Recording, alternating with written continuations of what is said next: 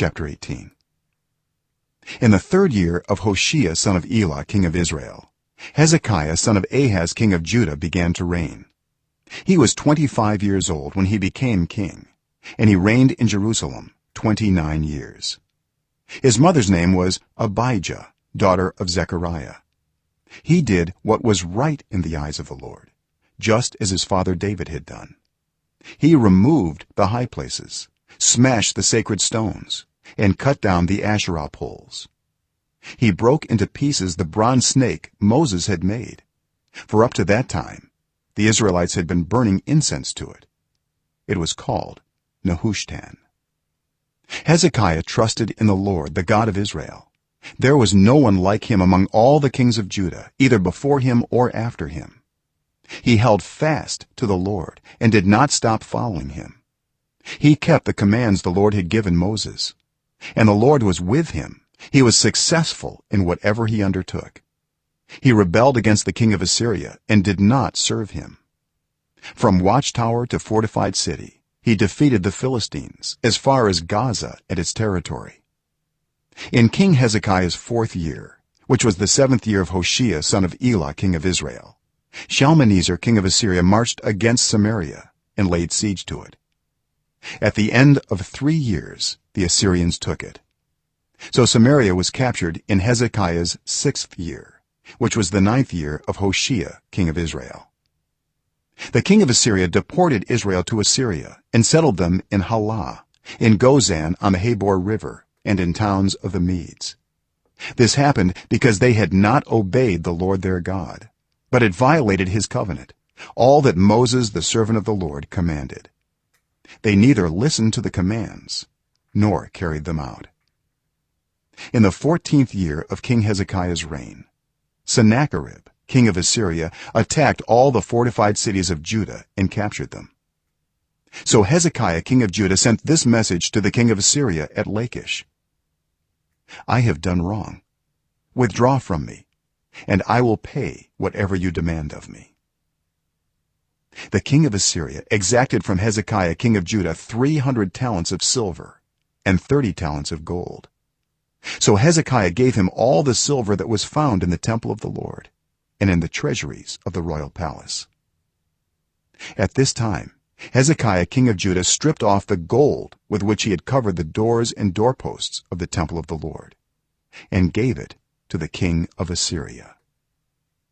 The king of Assyria sent his supreme commander, his chief officer, and his field commander with a large army from Lachish to King Hezekiah at Jerusalem. They came up to Jerusalem and stopped at the aqueduct of the upper pool on the road to the washerman's field. They called for the king, and Eliakim son of Hilkiah the palace administrator, Shebna the secretary, and Joah son of Asaph the recorder went out to them. The field commander said to them, "Tell Hezekiah, this is what the great king, the king of Assyria, says. On what are you basing this confidence of yours? You say you have the counsel and the might for war, but you speak only empty words. On whom are you depending, that you rebel against me? Look, I know you are depending on Egypt, that splintered reed of a staff which pierces the hand of anyone who leans on it. Such as Pharaoh king of Egypt to all who depend on him. But if you say to me, we are depending on the Lord our God, isn't he the one whose high places and altars Hezekiah removed, saying to Judah and Jerusalem, you must worship before this altar in Jerusalem? Come now, make a bargain with my master the king of Assyria. I will give you 2,000 horses, if you can put riders on them. How can you repulse one officer of the least of my master's officials, even though you are depending on Egypt for chariots and horsemen? Furthermore, have I come to attack and destroy this place without word from the Lord? The Lord himself told me to march against this country and destroy it." Then Eliakim son of Hilkiah and Shebna and Joah said to the field commander, "Please speak to your servants in Aramaic, since we understand it. Don't speak to us in Hebrew in the hearing of the people on the wall." But the commander replied, "Was it only to your master and you that my master sent me to say these things, and not to the people sitting on the wall, who like you will have to eat their own excrement and drink their own urine? Then the commander stood and called out in Hebrew, "Hear the word of the great king, the king of Assyria. This is what the king says. Do not let Hezekiah deceive you. He cannot deliver you from my hand.